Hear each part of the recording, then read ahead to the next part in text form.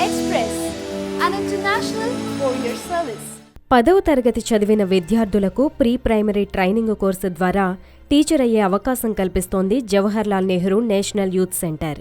కేంద్ర ప్రభుత్వంచే గుర్తింపు పొందిన ఈ ఇన్స్టిట్యూట్ నుంచి ప్రీ ప్రైమరీ టీచర్ ట్రైనింగ్ కోర్సును రెగ్యులర్ లేదా కరస్పాండెంట్ ద్వారా శిక్షణ పొందడానికి దరఖాస్తులను ఆహ్వానిస్తోందని సెంటర్ డైరెక్టర్ గంజి మానస తెలిపారు.